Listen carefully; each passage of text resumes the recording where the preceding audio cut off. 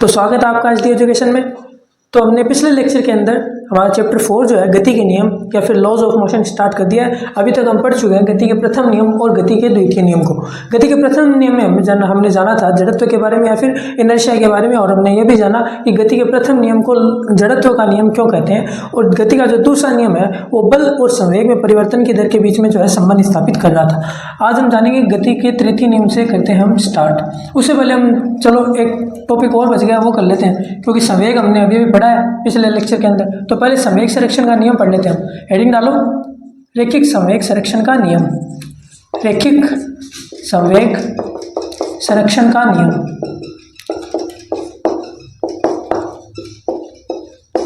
रैखिक संवेग संरक्षण का नियम पढ़ लेते हैं पहले। देखो, इसके बाद में गति का तृतीय नियम पढ़ लेंगे। संवेग संरक्षण से आप क्या समझ रहे हो? ये जो वर्डिंग है संवेग संरक्षण, इससे आप समझते क्या हो? देखो, किसी भी मान लो निकाय की जब हम बात करते हैं और रेखीय संवेग संरक्षण से हमारा क्या मतलब है वो भी हम जानते हैं। देखो, मैंने आपको पिछले लेक्चर में बताया था कि संवेग जो होता है वो बल और संवेग के बीच में रिलेशन कुछ इस प्रकार बनता है कि F is equal to K D P upon D T आ रहा था हमारा। ये जो P हमारा ये संवेग है। संवेग और बल के बीच में ये संबंध होता है, और ये k का मान जो है 1 होता है, इसलिए F बराबर D P upon D T आ जाता है हमारे पास।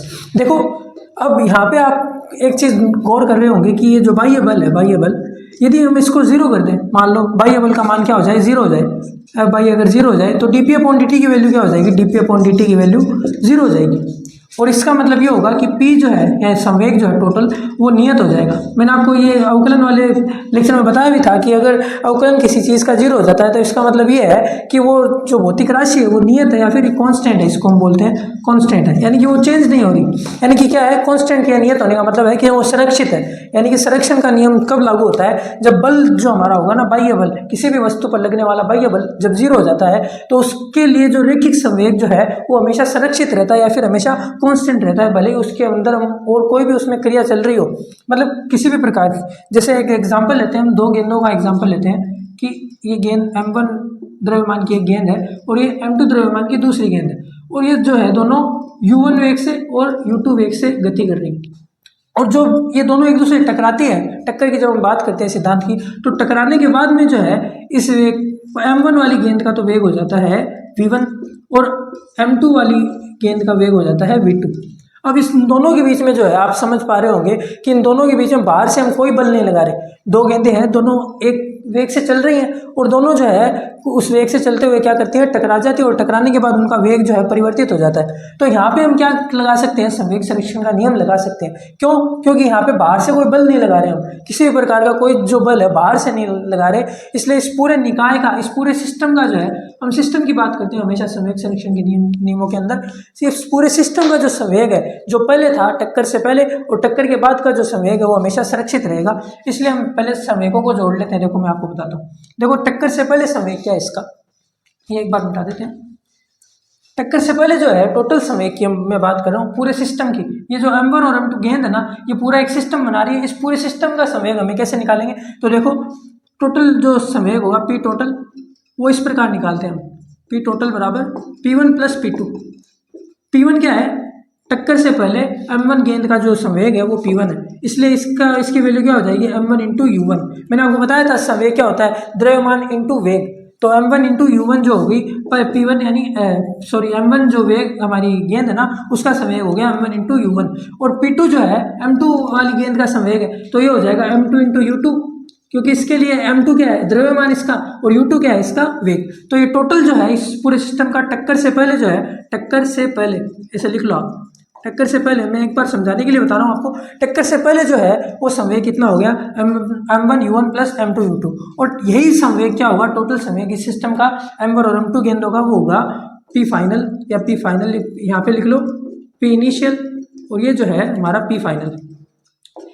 अब देखो, m1 into v1 plus m2 into v2, और मैंने आपको अभी बताया कि बाहर से कोई बल नहीं लग रहा, इसका मतलब संवेग संरक्षित रहना चाहिए। यानी ये जो दोनों भौतिक राशियाँ आ रही है ना, P इनिशियल और P फाइनल, ये दोनों बराबर आएंगी। इससे हमारे पास जो फाइनल हमारा रिलेशन आ जाता है वो क्या आ जाता है?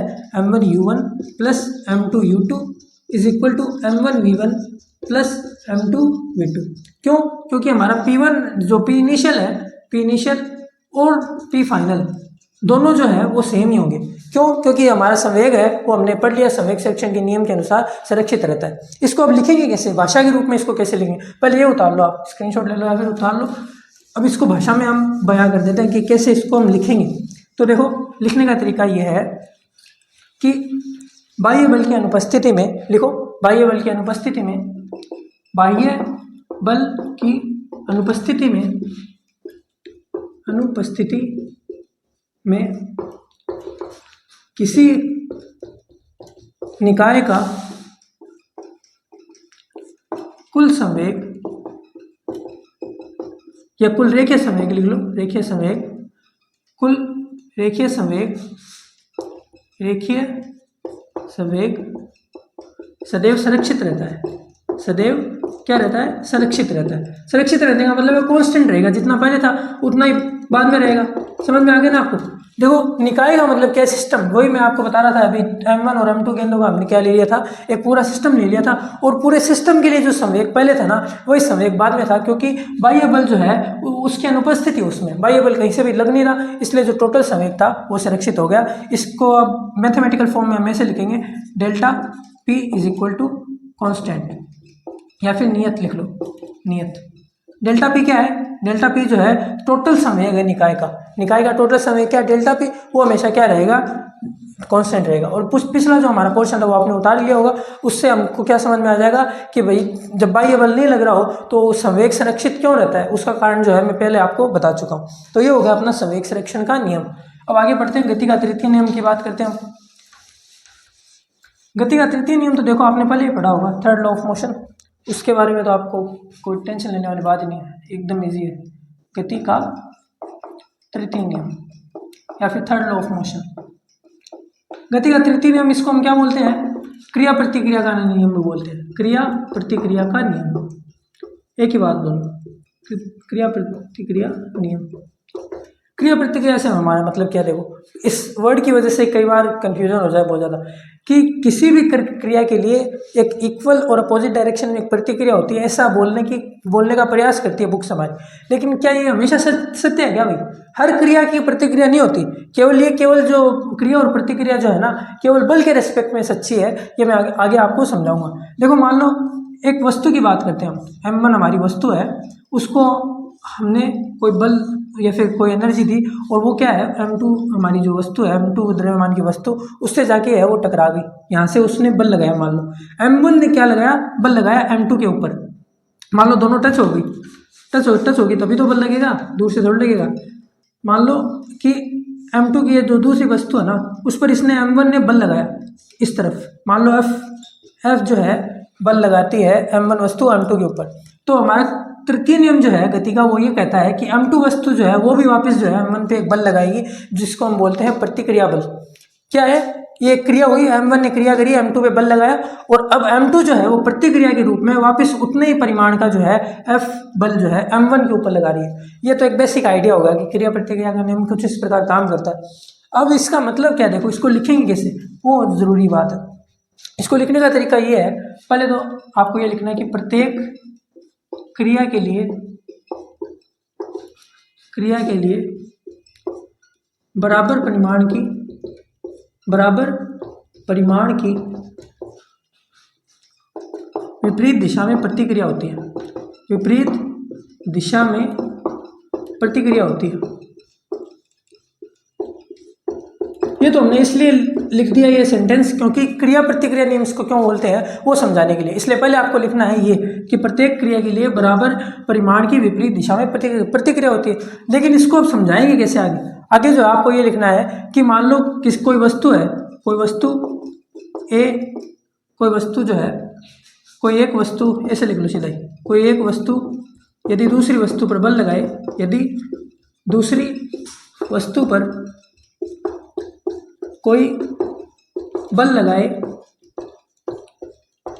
लगाए तो दूसरी वस्तु द्वारा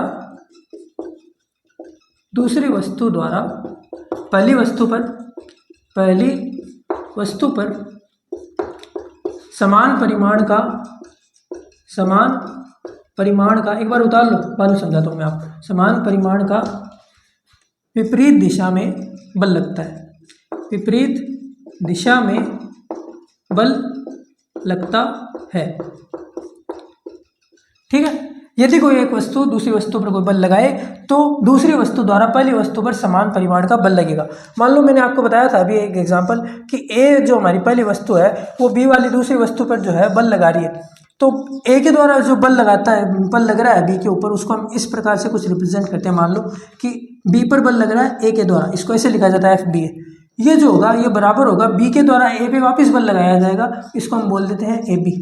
और ये जो है जो माइनस का निशान इसलिए लगा रहे हैं क्योंकि ये जो अपोजिट डायरेक्शन में लग रहा है विपरीत दिशा के अंदर, विपरीत दिशा में, और समान परिमाण का, इसलिए हमने क्या कर दिया, दोनों को इक्विलेट कर दिया। तो ये दोनों क्या हो गए, F B A is equal to minus का एफ ए बी वेक्टर। ऊपर वेक्टर का निशान जरूर लगा दीजिएगा, इसको उतार लो आप।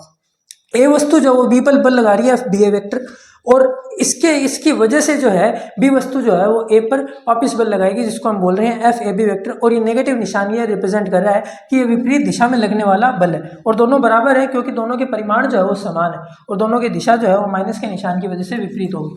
ठीक है, इतना तो आपने लिख दिया। आपसे कोई मैं पूछ रहा हूँ कि आपको अगर मान लो एग्जाम के अंदर लिखने को बोल दिया जाए कि गति का जो तृतीय नियम उसके बारे में बताइए या संक्षिप्त में व्याख्या कीजिए, तो ये सब आपको जो है एक एक करके उतारना है। साथ ही साथ एक बात और आपको ऐड करनी है कि क्रिया व प्रतिक्रिया बल, क्रिया व प्रतिक्रिया बल दोनों एक ही वस्तु पर कभी नहीं लगते, दोनों एक ही वस्तु पर कभी भी नहीं लगते।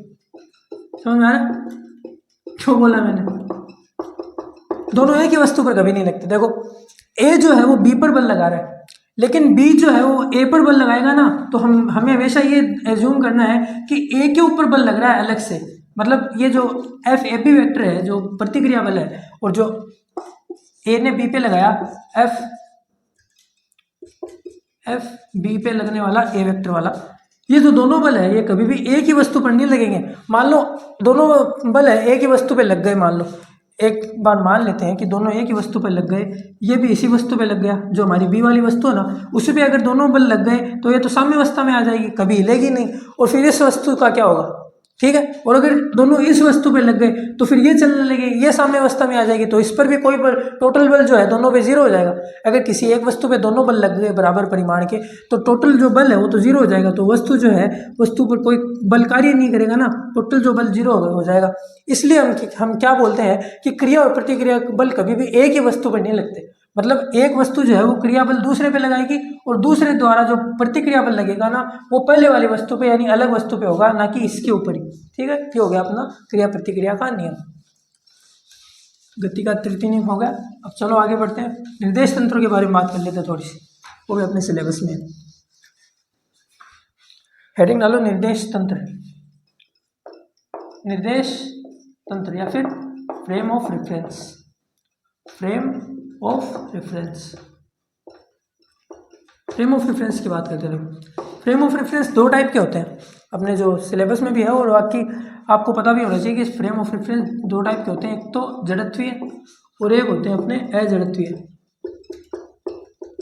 जड़त्वीय या फिर जड़त्वीय और अजड़त्वीय, जड़त्वीय को बोलते हैं हम इनर्शियल, और अजड़त्वीय का मतलब होता है नॉन इनर्शियल।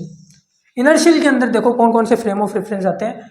एक ऐसे निर्देश तंत्र जिनका वेग जो है, वेग सीधा लिख लो, जिनका वेग जो है वेग वो जीरो हो, या फिर जो अगर वो गति कर भी रही हो ना तो वेग का मान क्या हो, या फिर ऐसे स्लैश लगा के वेग बराबर कांस्टेंट हो। तो ऐसे फ्रेम ऑफ रेफरेंसेस को या निर्देश तंत्र को हम क्या बोलेंगे, जड़त्वीय फ्रेम ऑफ रेफरेंस। और इनके अंदर क्या होता है, गति के नियम लागू होते हैं। न्यूटन के जो गति के नियम हमने पढ़े ना, वे भी गति के 3 नियम लागू होते हैं, लागू होते हैं। और अजड़त्वीय निर्देश तंत्र वे होते हैं जो कि एक समान त्वरण से गति कर रहे हो, त्वरण से गति कर रहे हो, उनको भी हम क्या बोलते हैं, अजड़त्वीय निर्देश तंत्र। या जिनमें कोई ना कोई त्वरण हो, ऐसा मान लो कि जिनके लिए A vector is equal to not equal to zero होना चाहिए, यानी वो किसी त्वरण से गति कर रहे हो ना, तो उनको हम क्या बोलेंगे, अजड़त्वीय निर्देश तंत्र है। और जड़त्वीय निर्देश तंत्र वो होंगे जिनका या तो वेग यानी कि स्थिर होंगे वो, या तो उनका वेग एकदम जीरो होगा, या फिर वो किसी एक समान वेग से, नियत वेग से जो है गति करते होंगे, तभी उनमें क्या होगा, गति के नियम होंगे, लागू होंगे, और उनको हम क्या बोलते हैं, जड़त्वीय निर्देश तंत्र। और अजड़त्वीय निर्देश तंत्र वे होंगे जो किसी त्वरण से गति कर रहे हों और उसके उनके लिए जो है गति के नियम जो लागू नहीं होंगे, गति के नियम लागू नहीं होंगे। ये वही निर्देश तंत्र है जिनमें सूडो फोर्स काम करता है, मतलब इनके अंदर जो सूडो फोर्स की जरूरत नहीं पड़ती, गति के नियम लग जाते हैं, इनमें जो है सूडो फोर्स काम करता है। जैसे कि मैंने एक सूडो फोर्स का आपको एग्जांपल दिया था, जब मैं आपको वृत्तीय गति पढ़ा रहा था, मैंने आपको बताया था कि जो सेंट्रीफ्यूगल फोर्स होता है वो एक सूडो फोर्स होता है, मैंने आपको ये बताया भी था। तो सूडो फोर्स के बारे में तो आपको जो है बीएससी एमएससी के अंदर नॉलेज मिल जाएगी, हायर एजुकेशन में आते हैं वो, लेकिन आपको बस इतना पता रखना है अभी कि जो निर्देश तंत्र होते हैं वो दो प्रकार के होते हैं, जड़त्वीय और अजड़त्वीय। अजड़त्वीय निर्देश तंत्र होते हैं ना, उनमें गति के नियम नहीं लगते, और जड़त्वीय निर्देश तंत्रों के अंदर गति के नियम लागू होते हैं। तो जड़त्वीय और अजड़त्वीय की बात हो गई है कंप्लीट। अजड़त्वीय के अंदर आपसे वैसे तो कोई पूछता नहीं है, लेकिन एक समान त्वरण हो या ना हो उससे कोई फर्क नहीं पड़ता। अजड़त्वीय निर्देश तंत्र की खासियत सिर्फ इतनी है कि उनमें कोई ना कोई त्वरण लग रहा होगा, यानी कि वेग का मान है वो एक समान नहीं होगा, वो असमान होगा। वेग का मान एक समान होते हैं तो वो जड़त्वीय निर्देश तंत्र में आ जाता है। चलो आगे बढ़ते हैं, आवेग के बारे में जानते हैं। अगला टॉपिक अपना आवेग या फिर इम्पल्स। इम्पल्स से क्वेश्चन पूछे जाते हैं पेपर के अंदर।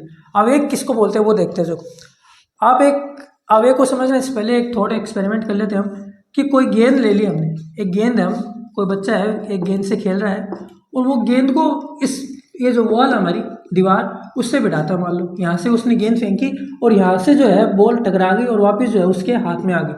अब इस इतने जो समयावधि की हम बात करते हैं, टाइम इंटरवल की बात करते हैं, जब गेंद जो है वो इस वॉल से टकरा रही है, इस दीवार से टकरा रही है ना, उस उतने समय की हम बात करते हैं। मान लो कुछ एकदम सूक्ष्म समय के लिए, डेल्टा टी या डी टी समय के लिए जो है वो वॉल से जो है दीवार से बॉल टकरा रही है और दीवार के ऊपर एफ बल लगा रही है।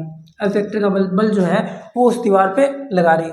वेक्टर लगाने की आवश्यकता ही नहीं वैसे, परिमाण की बात करते हैं। चलो, इस दीवार के ऊपर जो है dt समय के लिए, एकदम बहुत सूक्ष्म समय के लिए एफ बल लगा रही है। अब इसको हमें अध्ययन करना है, तो इसको अध्ययन करने के लिए हम क्या यूज करते हैं, आवेग जैसी राशि का उपयोग करते हैं। क्योंकि आवेग किसको बोलते हैं, आवेग कहते हैं बल इंटू समयावधि, यानी कि टाइम इंटरवल जो हमारा है उसका और हमारा जो फोर्स लग रहा है उसका जो गुणनफल लेंगे ना हम, एफ इंटू डी टी या एफ इंटू टी कर दो एक बार, केवल कि टी समय के लिए मान लो किसी वस्तु पे बल लग रहा हो, तो उसके लिए आवेग का मान क्या होगा, आवेग आई का मान होगा एफ इंटू टी। इसको हम बोलते हैं आवेग। और यही आवेग जो है वो संवेग में परिवर्तन के भी बराबर होगा। संवेग में परिवर्तन के भी बराबर क्या होगा, आवेग ही होगा। तो आई बराबर क्या होगा, डेल्टा पी। अब संवेग में परिवर्तन की दर जो होती है वो तो बल के बराबर होती है, और संवेग में केवल परिवर्तन की दर का तो मतलब हो गया कि अपॉन में डेल्टा टी हम लगा देंगे। Delta P upon delta T यदि हो गया ना, delta P upon delta T, तब तो वो एफ के बराबर हो जाएगा। लेकिन केवल डेल्टा पी हो, यानी संवेग में वस्तु की, मान लो जो वस्तु बल लगा रही है उसके संवेग में जितना परिवर्तन होगा ना, उसी को हम क्या बोलेंगे, आवेग। और इसको हम क्या बोलते हैं, आवेग संवेग प्रमेय। आवेग संवेग प्रमेय।